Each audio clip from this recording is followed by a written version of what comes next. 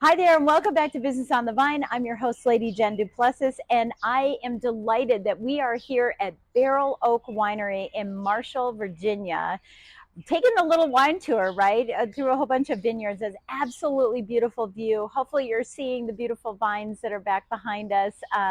And I am just so excited today to have Kelly Featheringham with us as my guest. Welcome, Kelly. Thank you so much. Thank you. Yeah, we always start off the episode by having a toast. That's what we're doing. Business, right? Business on the vine. So here's to you. Here's to our show. We'll take a sip real quick. And again, we're here at beautiful Barrel Oak Winery, and today what we're doing is we are drinking Cab Franc. It's one of our favorites. Here's something really cool about this winery is that it's called Barrel Oak Winery, because it's very pet friendly. And so maybe in another episode today, we'll have a different bottle here with us. It has one of their pups on the top, on the front of it, which I love about wine, vineyards, is that it's always so friendly and home friendly. I love it. So, but again, thank you so much. Welcome. We're happy to have you here, and we're happy to have you here. So let's just jump right in.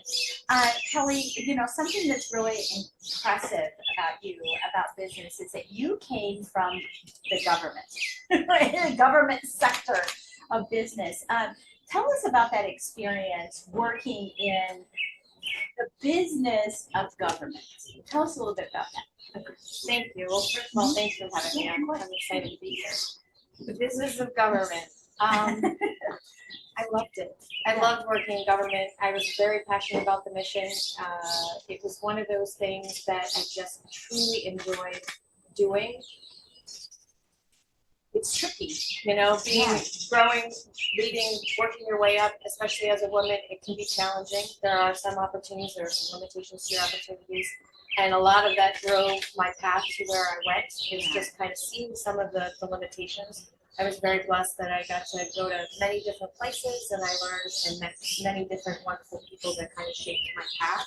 But ultimately, the complexities of it were something that I enjoyed, but I wanted to be closer to the results that I was experiencing. I wanted to be closer to driving those results from a human standpoint, I think. That's what led me to. Yeah, that's beautiful. So as you're traveling around the world, right, and meeting, now, and we'll talk about what you do now, but as you're traveling around the world and you're meeting other women, what did you notice about the difference, even though you felt like maybe you had some limitations sometimes, right, in your career with the government? What did you see with other women in other countries? Oh, there's nothing compared to the other limitations, right? I was a free spirit compared to some of the countries that I worked in. I was in foreign affairs, so my job was to build relationships with senior officials in foreign relationships, and some of them were women, most of them were men. Right. The women that I met were forces to be reckoned with, because they were in cultures that were not driven by women very often, which was just so inspiring to me. And it was humbling, because you think about all of the opportunities that I did have at home. Yeah, that's interesting. Is that what inspired you to start working with women generally? Because I know you work with women now, I do. It was definitely a part of it. I think part of it was more self-focused of the struggles that I experienced of not knowing who or where to turn. Mm-hmm. And I don't want that for other women. I want them to have somebody as a sounding board or support network. But the generosity and the spirit and the tenacity of the women I met definitely feeds into how I want to give back to others. Yeah, imagine, being whoa. This is part of it. We'll cut that. I imagine that, to a certain extent, and even the corporate environment that I came from, being in the mortgage and banking space, it's just, you feel like you're a silo as a woman, right? Now, it's progressed over the years. It's definitely better. We paved the way for others, right? But I imagine you felt a lot about being in a silo. It's like, where do I go? Who do I turn to? Was it an inside job for you that you grew and sort of created this? Because I know I have this outside shell of strength, right, that comes from not having someone to go to. And so I had to go inside to create that confidence. What about you? What did you find? I love that. I love that. And too, you have to dig deep. I think, and you have to find the little things that you can cling to that really will bring forth that energy. I always said that I have a thing called slacker syndrome. And I'm so worried about underperforming in any way that can get to shine. And that was part of what I think drives me forward to kind of find the way out. Yeah. Never heard that. Slacker syndrome. I know I have it. Like, I don't want to be perceived, right? And it's still innately in our DNA as women, even though we've progressed in business, we still feel that, we can't. They can, but we can't, right? It has that sense of that feeling. So, who is your vineyard of people that you go to? You're gonna hear me do all these little innuendos, okay? Who is your vineyard of people that you surround yourself with to help you flourish and grow? It's very diverse. I would have a lot of different types of wine, right? And there would be a lot of different peaks and valleys and landscapes to that vineyard. I've always had a menagerie of friends, menagerie of acquaintances, and I've surrounded myself with a very collective, disparate collective, I think I would say. And years ago, I actually had a friend that said, "What is with this random group of friends that you have?" And I wore it very proudly because I think I surround myself with people that are collaborative and support one another, and we can learn from one another and are okay with failing or falling down and lifting each other up. And I hope that I do that for the people in my community as well, because it's very important to me that we are just comfortable being ourselves in every way. Yeah, I think that's great. I love the way that you answered that question. I thought that was really good. I'll have all these varietals, and I do think that that's important in business. I think it's important for people to surround themselves with unlike-minded in some sense, and then like-minded in other sense. Those that are wanting to pursue and achieve and do all of those things. I mean, wouldn't you agree? I think that's Absolutely. Yeah, I love it. Okay, so what we're going to do is we're going to take a quick break, and then when we come back from the break, we're going to talk about what Kelly's doing now to help women in business. So stay tuned. We'll be right back. Hey there. So welcome back to Business on the Vine. We're sitting here with Kelly Featheringham and talking about women in business and some of the challenges that you had as a businesswoman, and maybe some challenges that you have now. We'll talk about those too, because we still have them ongoing, right? But you wrote a couple of books, and I know you wrote one of these before you were really tapped into, I'm just going to help women. But tell us a little bit about both of your books. Sure, thank you. So yes, the first one, Maximizing Team Performance, was really born out of my client struggles. I found that there were a few themes, boundaries being the first one, communication, and then figuring out how to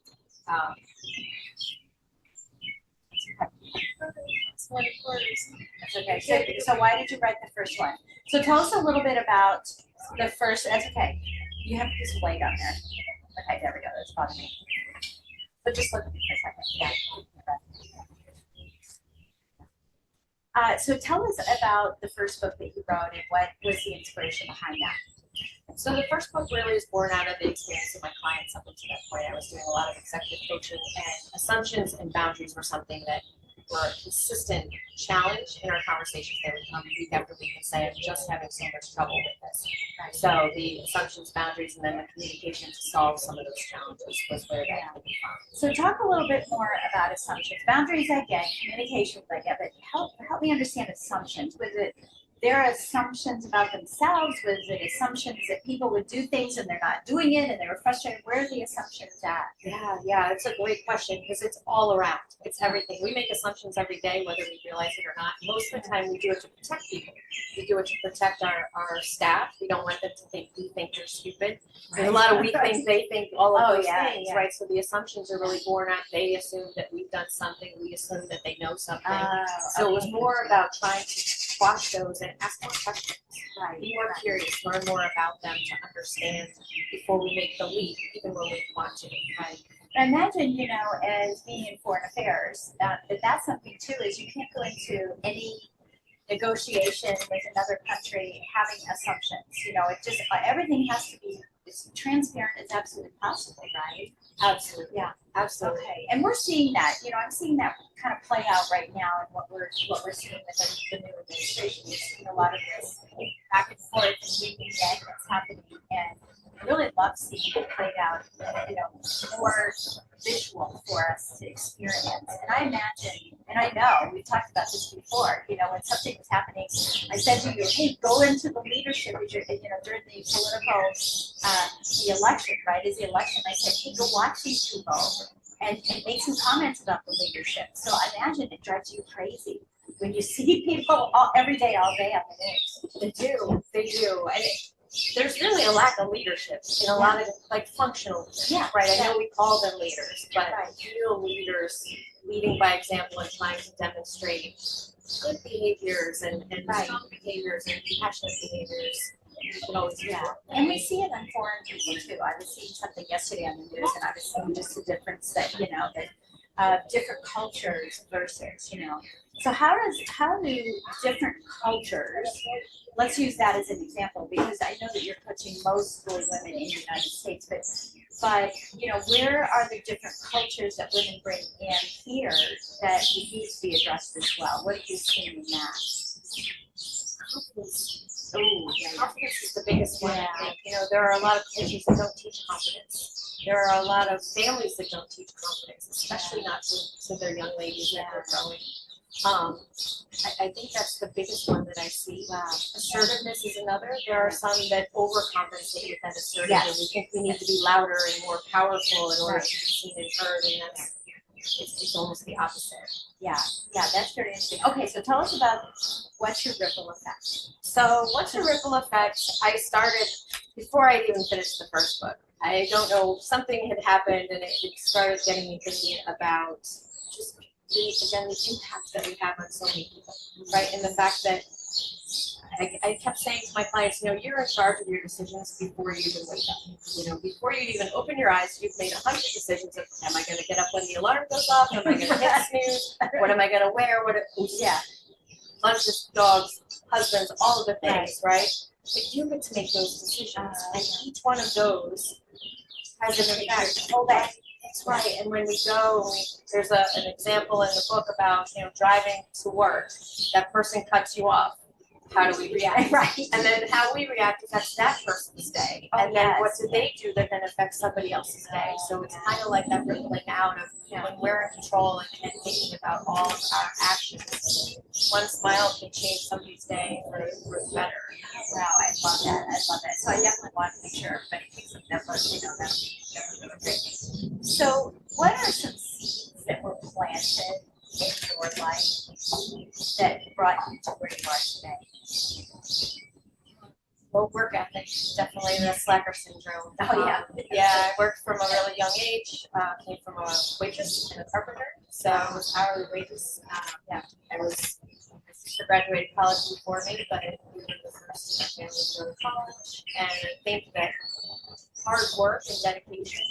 The other one I think is loyalty.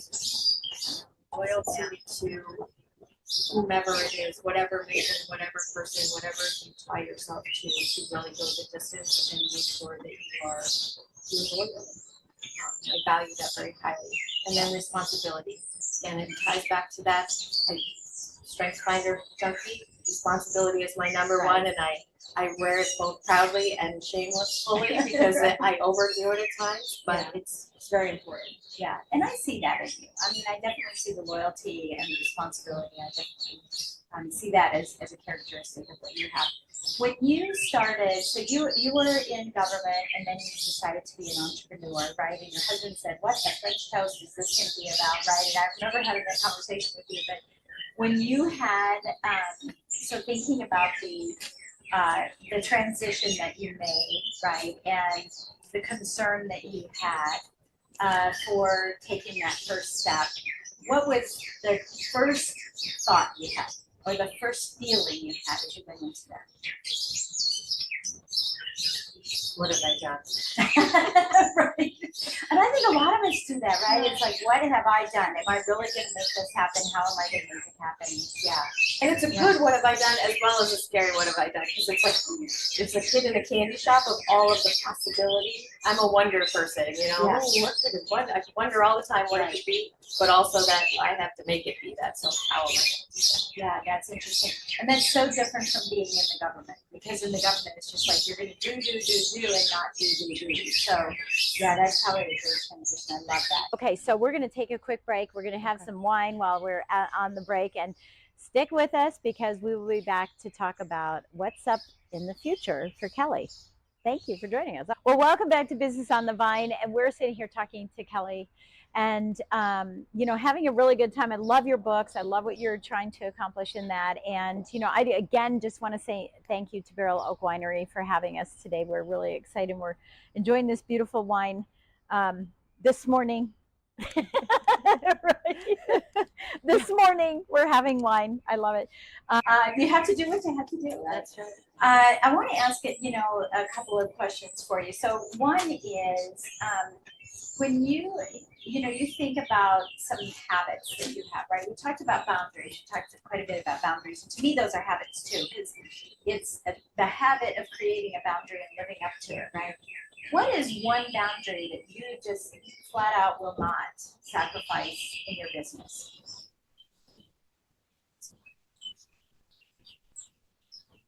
I don't want to be formulaic. My main, since the beginning, I've used words like boutique, I use words like bespoke. I don't want to be one size fits all. One size fits all has never worked in my life. I've very much been not a size fits all. Yeah, my path has been very unusual, and I really want to make sure that I don't fall into that pattern where everything has to be, you come to me and I fit you into what I think it should be. It's about you and how I can help you find your way in whatever combination or arrangement works for you. Yeah, I love that. And I think I love the word boutique, and I love the word boutique because, I work with very few people at a very high level, as opposed to the formula that you're talking about, where, it's just bring another transaction in, bring another person in, we'll figure out a way that they can fit. We'll pretend that they can fit in instead of, what can really work. And so let me ask you this, have you ever had to fire a client? Have you ever got to a point where you brought someone in and thought, okay, this is working, I'm using my I can't even say what your word was, but non-formula way of coaching people, but then discovered it's not. Right. Yes. And that's tricky too, because you don't want to not help them. Right. I don't know that I would say that I fired them, but we definitely shifted gears. We took a step back and we had a serious conversation about maybe this isn't the right format, maybe this isn't what you're looking for. I'm happy to help you if I can, but let's talk about what this looks like. Yeah, and maybe saying, hey, let me get you with somebody else who does it. It takes a lot of strength to do that. Where does that come from? That courage and that strength that you have. Where does that come from to, let people go? It's okay, to do it. But I think there's a lot of business people who hold on like knuckling. It's the commitment to want to do your best. I'm a very competitive person, but I'm not competitive with you or with others. I'm very competitive with me. And I'm constantly pushing. If I get to that one level, I want to get to the next one. And there's a lot of people that say that that's not the quite way to set goals. But for me, I achieved the one and think, well, if I got here, I can get there. And I want to make sure that I'm doing my best every day. Back to the ripple, right? Whatever decisions I make affects other people. And I want to make sure that at least at the end of the day, I've done the best that I can. Yeah, I love that. What legacy do you want to leave in your business of helping women step up and speak out? Because this is what you talk about a lot, right? Is in the corporate world, helping women who are, feeling squashed in their voice, so they don't have to live through the slacker syndrome, right? Is that they can be themselves, they can be authentic, they don't have to overachieve and overapprove and be one of those women that you mentioned, right? So those women that are quiet and you want them to step up and say, hey, I am good, I really am good. What is the legacy you want to leave in the practice surrounding that? I want the people that I've worked with and anybody that reads my books or goes back and listens to any of the interviews or things that I've done to feel that someone heard them, that someone saw them, and understood, was there at some point or many points in my life, and understands what they're going through, and that I have their back. Yeah, I love that. And I see that there's a lot of passion in your eyes as you're saying that. I mean, you almost started getting emotional there. I saw that. Yeah, and you know, that's something really deep down, I think that is super, super important. I love that. As we're talking about vineyards, right? We're talking about vineyards. There's a lot about the harvest, right? The results, because you mentioned results earlier. Because harvesting is really the results. This is where we're going, oh my gosh, should we leave the grapes, the skins on the grapes long? Should we leave them short? What do we got? You know, what's it smell like? Are they dry inside? Are they moist inside? What kind of harvest are you trying to create for your own practice? I want my clients, I don't want to teach them, I want to transform them. Oh, Like I want them to feel one way when they start and feel a completely different way when they finish in their drastic move forward, yeah, right? Or drastic move up, whatever, again, back to whatever their goal is. I want them to have transformed the way they approach things as opposed just to themselves. Okay, got it, yeah. What's the mechanism that you use to do that? Is that something someone can find in the book, or is it something else, the mechanism? And I'm afraid to say formula. But no, I know there's a mechanism, we all have strategies, right? What's the mechanism for transforming someone? Is it, just building them up from a mindset perspective first, and then, they see it and now they go do it? Or is there a strategy behind that after the mindset? What does it look like? So I have a 3-step program that all of my work is founded on, and it starts with leading yourself. So we do, as you mentioned, that internal work. We look at their unique strengths, because we all have these amazing talents and strengths. So sometimes they've been squashed by ourselves or those around us. So we first look internally and figure out how to lead ourselves. The next step is how to apply that when leading others. You don't have to be a manager, you don't have to be an executive to want to lead others. Moms lead others, spouses lead others, we lead every day. And then the last step is strategically building strategic mindsets and ways to lead strategically so that you can apply all that you've learned in all of its facets. I love that. It's beautiful. I have so much enjoyed our time together. Tell us, what is the best way for us to reach out to you if we want to work with you? And tell it right to that camera right there. Yeah. So I'd love to connect with anybody on LinkedIn. I'm active there every day, and it's just Kelly Featheringham is the name there, so you can find me and see my picture. I also have a website, which is teamleadsolutions.com. Thank you so much Thank for you joining so me much. today. What a beautiful setting I that we're know. doing this beautiful interview I on. know. And so cheers to you for Cheers. being a great guest on our show. Thank you Cheers. so much. And thank you so much for watching this episode of Business on the Vine. We will catch you on the next episode.